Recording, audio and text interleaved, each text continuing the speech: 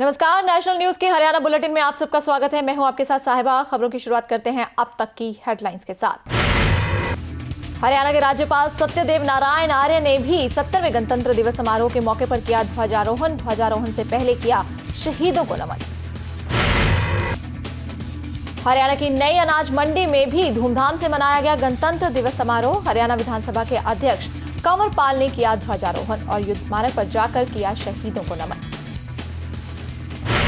वहीं हरियाणा के राज्यपाल सत्यदेव नारायण आर्य ने 70वें गणतंत्र दिवस समारोह के राज्य स्तरीय समारोह पर सेक्टर 5 स्थित परेड ग्राउंड में ध्वजारोहण किया और परेड की सलामी ली।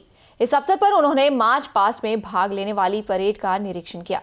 इस अवसर पर उन्होंने प्रदेशवासियों को गणतंत्र दिवस समारोह की बधाई देते हुए कहा कि वे उन सब अमर शहीदों और स्वतंत्रता सेनानियों को नमन करते हैं जिनके महान त्याग और बलिदानों की वजह से हमें आजादी प्राप्त हुई।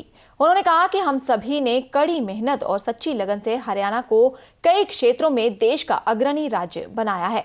इस अवसर पर विद्यार्थियों द्वारा सांस्कृतिक कार्यक्रम प्रस्तुत किए गए। हरियाणा पुलिस द्वारा शानदार डॉग शो का आयोजन किया गया, जिसे देखकर पंचकुला वासी बहुत प्रभावित हुए। कार्यक्रम में विभिन्न विभागों द्वारा विकास परक विभिन्न जन कल्याण कार्य नीतियों को दर्शाने वाली झांकियों का भी प्रदर्शन किया गया। उत्कृष्ट प्रदर्शन करने वाली सांस्कृतिक टीमों व प्रत्येक क्षेत्र में बेहतर प्रदर्शन करने वाले 81 व्यक्तियों को राज्यपाल ने सम्मानित किया। इससे पहले राज्यपाल ने सेक्टर 12A स्थित शहीद स्मारक पर पुष्पांजलि अर्पित कर श्रद्धांजलि दी। वहीं हरियाणा की नई अनाज मंडी में भी 70वां गणतंत्र दिवस समारोह बड़ी धूमधाम के साथ मनाया गया। जिला स्तरीय समारोह में हरियाणा विधानसभा के अध्यक्ष कंवर पाल ने आज सुबह 10 बजे ध्वजारोहण किया और उपस्थित परेड की सलामी ली। इससे पूर्व मुख्य अतिथि ने स्थानीय युद्ध स्मारक पर जाकर देश की सुरक्षा के लिए अपने प्राण न्यौछावर करने वाले शहीदों को श्रद्धा सुमन अर्पित किए। ध्वजारोहण के बाद परेड का निरीक्षण किया गया और फिर मुख्य अतिथि कंवर पाल ने अपना शुभ संदेश दिया। परेड कमांडर उप पुलिस अधीक्षक देवेंद्र सांगवान ने समूची परेड का नेतृत्व किया। समारोह में पुलिस, होमगार्ड, एनसीसी, स्काउट्स तथा गर्ल्स गाइड्स की टुकड़ियां शानदार मार्च करते हुए सलामी मंच के आगे से गुजरी। मार्च पास्ट के बाद स्कूली बच्चे सामूहिक गान सारे जहां से अच्छा हिंदुस्तान हमारा प्रस्तुत किया, जिसके बाद शहर की विभिन्न शिक्षण संस्थाओं के करीब 2500 विद्यार्थी सामूहिक पीटी प्रदर्शन किया। इसके पश्चात भिन्न भिन्न शिक्षण संस्थानों के विद्यार्थी राष्ट्रीय एकता, देशभक्ति से ओत-प्रोत गीत और रंगारंग पंजाबी और हरियाणवी कार्यक्रम प्रस्तुत किए। 70वें गणतंत्र दिवस के अवसर पर फरीदाबाद के सेक्टर 12 के हुडा ग्राउंड में हरियाणा विधानसभा के उपाध्यक्ष संतोष यादव ने ध्वजारोहण किया और फिर परेड की सलामी ली। इस अवसर पर उन्होंने देश और प्रदेशवासियों को 70वें गणतंत्र दिवस की शुभकामनाएं दी और स्वतंत्रता सेनानियों को याद किया।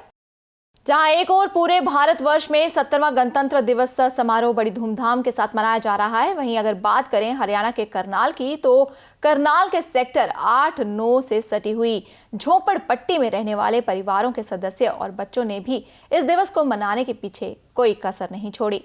कहीं ना कहीं देश के प्रति भक्ति, प्रेम और उत्साह इन लोगों में भी देखने को मिला। स्वच्छ भारत मिशन हरियाणा के कार्यकारी वाइस चेयरमैन सुभाष चंद्र ने भी शिरकत की और झोपड़पट्टी में रहने वाले बच्चों के साथ मिलकर तिरंगा फहराया। इसके साथ साथ सिंचाई विभाग के अधीक्षक अभियंता राजेश टांक ने भी झोपड़पट्टी में पहुंचकर बच्चों के साथ इस दिवस को मनाया। धार्मिक संस्था के सदस्यों ने भी अपनी भागीदारी देकर इस कार्यक्रम की शोभा को बढ़ाया। 2019 के चुनाव के मद्देनजर शिरोमणि अकाली दल हरियाणा द्वारा चीका के गुरुद्वारा शहीदी मार्ग में कार्यकर्ताओं की एक बैठक का आयोजन किया गया। यह बैठक सरदार रणजीत सिंह सौथा की अध्यक्षता में गुरुद्वारा श्री शहीदी मार्ग चीका चौक से संपन्न हुई, जिसमें मुख्य अतिथि के तौर पर पूर्व कैबिनेट मंत्री सुरजीत सिंह रखड़ा ने शिरकत की। प्रेस वार्ता के दौरान सुरजीत सिंह रखड़ा ने बताया कि इस बैठक में आगामी लोकसभा और विधानसभा चुनाव के बारे में हल्का गूल्हा के कार्यकर्ताओं के साथ विचार विमर्श किया गया। उन्होंने बताया कि हरियाणा में आने वाले लोकसभा और विधानसभा चुनाव को लेकर शिरोमणि अकाली दल पूरी तरह से तैयारियां कर रहा है, जिसको लेकर शिरोमणि अकाली दल 36 बिरादरी को साथ लेकर चलेगा और हर बिरादरी के लोगों को चुनावी टिकट भी प्रदान करेगा। उन्होंने बताया कि हरियाणा में सरकार आने पर किसानों के बिजली बिल माफ किए जाएंगे। इसके साथ साथ गरीबों के 200 यूनिट तक बिजली के बिल भी माफ कर दिए जाएंगे। इसके साथ साथ पूर्व मुख्यमंत्री प्रकाश सिंह बादल के बारे में बोलते हुए भी उन्होंने बताया कि प्रकाश सिंह बादल द्वारा जो भी घोषणाएं उन्होंने की थी उनको पंजाब में पूरा किया है। उन्होंने बताया कि हरियाणा में अकाली दल की सरकार आते ही वे गरीब परिवार की बच्चियों की शादियों पर 51,000 के शगुन के तौर पर देंगे। पार्लीमेंट की इलेक्शन कुछ महीने के बीच आने वाली है। हरियाणा च असैंबली इलेक्शन भी होगी। श्रोमणी अकाली दल ने फैसला किया है कि तकड़े होकर इतने इलेक्शन लड़ने, दो ही पार्लीमेंट की इलेक्शन लड़नी तो असैंबली की इलेक्शन भी लड़नी। और तुम देख रहे हो कि पिछे असी रैली की है, बहुत बड़ी रैली हुई साड़ी। तो हुण नैक्सट टाइम के हुण असी 9 तरीक को अंबाले के बड़ी रैली रखे, 4-5 जिले इकट्ठे करने, तो उस तो बाद 17 तरीक की फिर रैली रखी सरसे रखी। तो तुम देख रहे हो कि लोगों के उत्साह है एक, क्योंकि लोग जो शाह प्रकाश सिंह बादल जिहड़े साडे साबका मुख्यमंत्री हैं पंजाब के, जो कहा है उन्होंने करके दिखाया। जदों कि दूजियां पार्टियां ने, चाहे वो आप है कांग्रेस है, जो कहा है वो उल्ट चले। बादल साहब ने कहा कि मैं किसानों के ट्यूबवैलों के बिल माफ़ करूँगा, और पहली कैबिनेट मीटिंग के विच उन्होंने फैसला करता सी कि सारे जिन्ने भी किसान ने उन्होंने ट्यूबवैलों के बिल 100% ही माफ़। आम आदमी के लिए शुरू की गई प्रधानमंत्री जीवन सुरक्षा बीमा योजना से लोग जुड़ने में लगे हैं।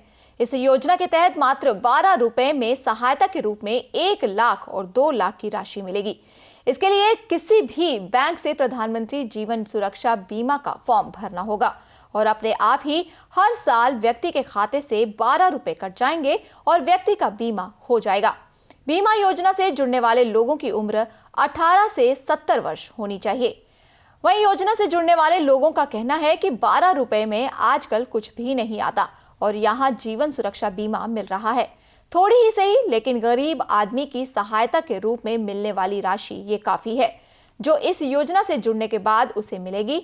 अगर किसी प्रकार की कोई सीरियस एक्सीडेंट या पैर हाथ काम करने बंद कर देते हैं तो व्यक्ति को 1 लाख की सहायता राशि मिलेगी। तो वहीं अगर व्यक्ति की किसी कारणवश मौत हो जाती है तो उसके परिवार को 2 लाख की सहायता के रूप में राशि मिलेगी, ताकि व्यक्ति के बाद परिवार किसी का मोहताज ना रहे। वहीं Punjab national bank railway road के मैनेजर ने इस योजना से कई लोगों के जुड़ने की बात कही है। प्रधानमंत्री सुरक्षा ये जो बीमा योजना है, ये 2015 में लॉन्च की थी यूनियन बजट में हमारे माननीय प्रधानमंत्री जी ने। और ये जो योजना है इसमें केवल 12 रुपये का जो अपना वार्षिक प्रीमियम है, बहुत ही अच्छी और जिसे कहते हैं जो कवरेज है बहुत वाइड है इसमें। एक्सीडेंटल एक तो अगर डिसेबिलिटी होती है तो 1 लाख की कवरेज है। अगर भगवान ना करे कोई हादसा में दुर्घटना में डेथ हो जाती है बंदे की तो 2 लाख का जो प्रीमियम है, 2 लाख का जो अमाउंट है क्लेम का, वो फैमिली मेम्बर्स को मिलता है इस योजना में। तो जो आम पब्लिक है उसमें बहुत उत्साह है इस योजना को लेकर और हम रोज़ जो है 5 से 7 जो हमारे कस्टमर्स हैं उनको कवर कर रहे हैं और लगभग सैकड़ों ही हमारे कस्टमर्स हैं पीएनबी के, वो कवर्ड हैं इस योजना के अंदर। और इस ब्रांच में भी लगभग 225 ऐसे अकाउंट्स हैं जिनको हमने ये फैसिलिटी जो है प्रधानमंत्री जी द्वारा लॉन्च की गई जो मुहैया करवाई है। केंद्र सरकार की उज्ज्वला योजना के तहत 70 रुपए में एलईडी, 220 रुपए में ट्यूबलाइट और 1110 रुपए में पंखे उपभोक्ताओं को वितरित किए जा रहे हैं। इसको उपलब्ध कराने का जिम्मा ESSL के पास है। कंपनी के मुताबिक इन उपकरणों को लोगों को उपलब्ध कराने के पीछे सरकार की मंशा बिजली की बचत करना है। कंपनी का दावा है कि हरियाणा में इस काम से सालाना 700 करोड़ रुपए की बिजली की बचत हो रही है। अब तक हरियाणा में कंपनी ने करीब 1 करोड़ 30 लाख एलईडी बल्ब, करीब 2 लाख ट्यूबलाइट्स और करीब 1 लाख पंखे वितरित किए हैं। कंपनी ने अब इन उपकरणों को वितरित करने के लिए डाकघर से समझौता किया है। हरियाणा में करीब 150 डाकघर ऑफिस से ये उपकरण वितरित किए जाएंगे। भारत डाक विभाग और EESL energy efficiency service limited के बीच में एक समझौता हुआ है कि एलईडी बल्ब, एलईडी ट्यूब और एलईडी पंखे एनर्जी सेविंग के लिए, जो कि प्रधानमंत्री नरेंद्र मोदी जी का एक बड़ा सपना है कि हम ज़्यादा से ज़्यादा एनर्जी सेव करें और जो जिन गांवों में लाइट नहीं है ताकि उस सेविंग को हम वहाँ तक पहुँचा सकें। तो हमारा अहोभाग्य है कि हम इसके लिए पोस्ट ऑफिस को भी नॉमिनेट किया गया है ये चीज़ें बेचने के लिए। तो आज इसका विधिवत उद्घाटन हो रहा है और आज से ही हम इसमें ये LED बल्ब, ट्यूब और पंखे आम जनता के लिए बिक्री के लिए उपलब्ध करवाएंगे EESL की साथ मिलके। कितने रुपए का रहेगा? देखिए, इसमें एक बल्ब जो कि 9 वाट का है उसकी 70 रुपये कीमत होगी और एक ट्यूब लाइट जो 20 वाट की होगी उसकी कीमत 220 रुपये होगी। इसी तरह जो एक पंखा होगा LED फैन, उसकी कीमत 1110 रुपये होगी और इससे इतनी एनर्जी सेविंग हो जाएगी कि आपका बिजली का बिल तकरीबन ज़्यादा नहीं तो आधा रह जाएगा। All Haryana power corporation workers union इंद्री में गेट मीटिंग कर सरकार की नीतियों के विरोध प्रदर्शन कर अधिकारियों को ज्ञापन दिया गया और बिजली विभाग के कर्मचारियों ने सरकार पर कर्मचारियों के खिलाफ प्रचार करने का भी आरोप लगाया। प्रदेश भर में हुए विरोध प्रदर्शन में कर्मचारियों ने सरकार पर दमनकारी नीतियां अपनाकर कर्मचारियों को तंग करने के आरोप लगाए।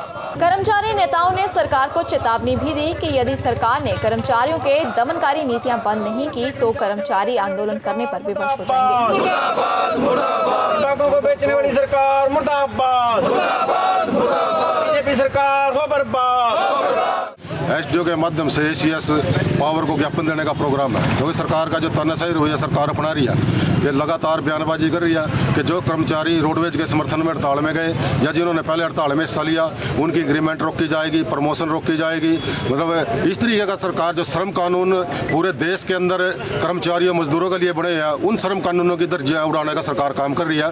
इसका कर्मचारी वर्ग पूरा मुंह तोड़ जवाब देगा। अगला आंदोलन जो भी all Haryana power corporation worker union की तरफ से आएगा उस आंदोलन में इंद्री बिजली बोर्ड का एक कर्मचारी बढ़ चढ़ के हिस्सा लेगा।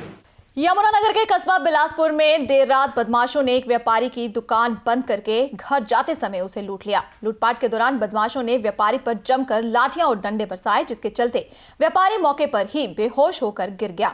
इस दौरान बदमाशों ने व्यापारी के हाथ से रुपए से भरा हुआ बैग और लैपटॉप लूटकर फरार हो गए। गंभीर हालत में व्यापारी को बिलासपुर के अस्पताल में दाखिल करवाया गया है, जहां व्यापारी की हालत को देखते हुए उसे दूसरे अस्पताल में रेफर कर दिया गया है। फिलहाल व्यापारी निजी अस्पताल में जिंदगी और मौत के बीच की जंग लड़ रहा है। वहीं घटना के बाद पुलिस ने मौके पर पहुंचकर गहनता से जांच आरंभ कर दी है। मेरा भतीजा है जी राहुल, वो अपनी दुकान बंद करके जा रहा था रात का टाइम, कोई तकरीबन 7:15 बजे की बात है जी। मोटरसाइकिल पे उसके साथ एक नौकर था रविंदर नाम, और उन पे पीछे से डंडों से हमला किया गया जी। और हमला इतना ख़तरनाक था कि जान से मारने की कोशिश ही की गई। कोई लूट मार का धंधा नहीं था। वैसे उस पर पेमेंट भी थी, कैश भी था, वो भी लूट ले गए। एक लैपटॉप था, वो भी लूट के ले गए। गांव बयाना में स्कूल कॉलेजों में पढ़ने वाले विद्यार्थियों ने बस की अनियमितता के विरोध में सड़क जाम कर विरोध प्रदर्शन किया। करनालगढ़ी बीरबल रोड पर बसों की अनियमितता से परेशान विद्यार्थियों ने सरकार पर लापरवाही बरतने का आरोप लगाया है। विद्यार्थियों के हंगामे के बाद रोडवेज के अधिकारी मौके पर पहुंचे और विद्यार्थियों को बस नियमित चलाने का आश्वासन देकर शांत किया गया।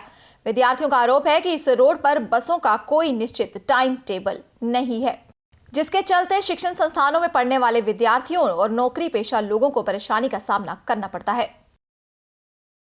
चीका में चोरों ने देर रात अनाज मंडी की 7 आढ़त की दुकानों में ताले तोड़कर तिजोरी और कैश गुल्लक अपने साथ ले गए। चोरी की सूचना लगते ही गुला प्रशासन मौके पर पहुंचा और आढ़तियों से चोरी के नुकसान का जायजा लिया। अनाज मंडी के प्रधान सुरेश कुमार ने बताया कि देर रात चोरों ने दुकानों के ताले तोड़कर दुकानों से तिजोरी और कैश गुल्लक अपने साथ ले गए। तिजोरी में दुकानदारों के जरूरी कागजात, चेकबुक और कैश था, जिसकी सूचना तुरंत पुलिस को दे दी गई है। मौके पर पहुंचकर पुलिस ने जांच शुरू कर दी है।